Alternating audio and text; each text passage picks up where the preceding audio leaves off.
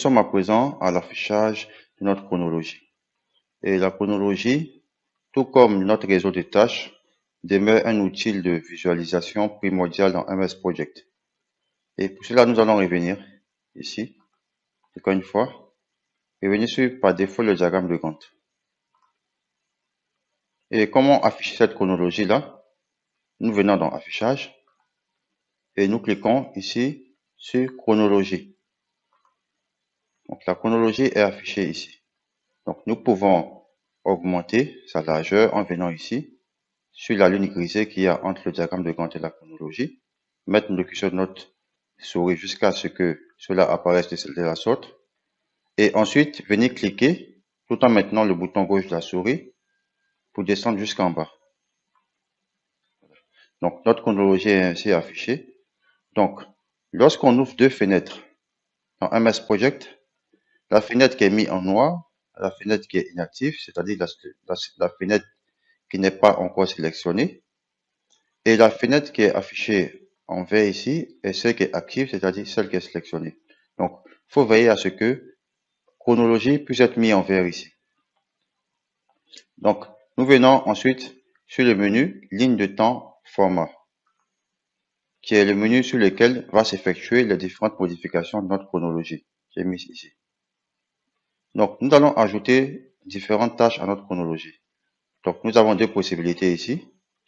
Ou bien nous décidons de créer une nouvelle tâche, et cela en venant ici, en créant une nouvelle tâche, et ensuite l'ajouter à notre chronologie. Mais cette méthode-là peut s'avérer fastidieuse. Donc, en général, dans une planification, on conseille plus d'utiliser les tâches qui ont déjà été rentrées dans l'étape dès le début de la planification, c'est-à-dire les tâches que nous avons saisies ici, tout en bas. Et pour ajouter les tâches que nous avons précédemment saisies à notre chronologie, nous venons dans Tâches existantes en cliquant ici une fois.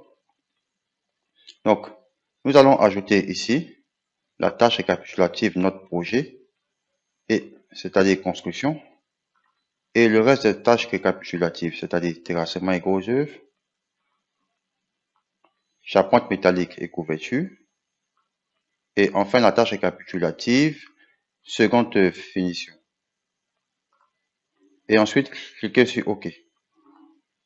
On voit que toutes nos tâches, la tâche principale a été mise ici, et de même que les autres tâches récapitulatives ont été mises ici. Nous pouvons également ajouter les jalons. Et pour les jalons, nous avons deux méthodes. Ou bien nous venons ici, nous créons un nouveau jalon et nous l'ajoutons ensuite à notre chronologie. Ou bien nous pouvons venir utiliser les jalons qui ont déjà été prédéfinis dans notre planification. Et pour cela, nous cliquons ici dans Tâches existantes, comme ça a été fait pour les tâches récapitulatives.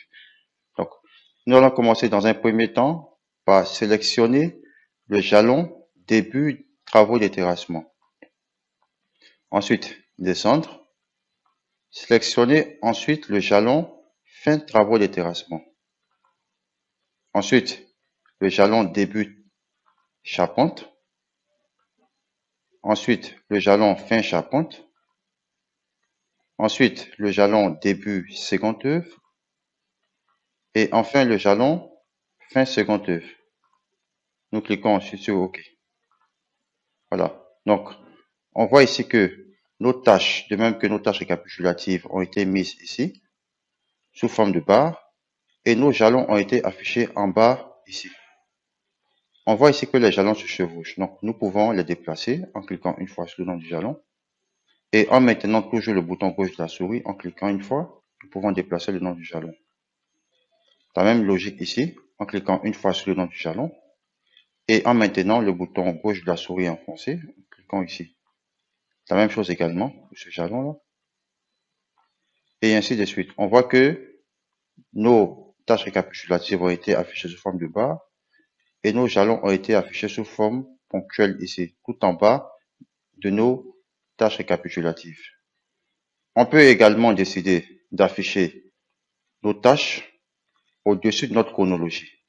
Et pour cela, nous venons sélectionner une fois avec le bouton gauche de la souris la barre de la tâche et nous cliquons ensuite sur Afficher sous forme de légende.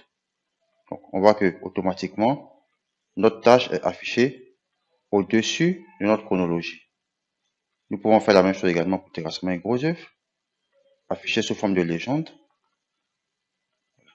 On peut également remettre ça sous forme de barre dans notre chronologie en venant cliquer ici, sur afficher sous forme de barre. Pareil également pour l'autre, afficher sous forme de barre.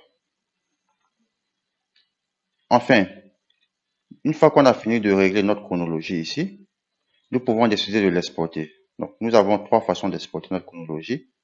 En venant cliquer ici sur copier la chronologie, nous avons trois manières. Exporter pour le courrier sous forme de mail, exporter pour la présentation sous forme de présentation PowerPoint et exporter taille complète en cliquant ici. Donc, c'est comme si on avait fait un CTRL-C. Donc, nous aurons juste à ouvrir une page Word, ensuite venir faire CTRL-V ou coller directement. Automatiquement, notre chronologie va être collée sur notre page Word.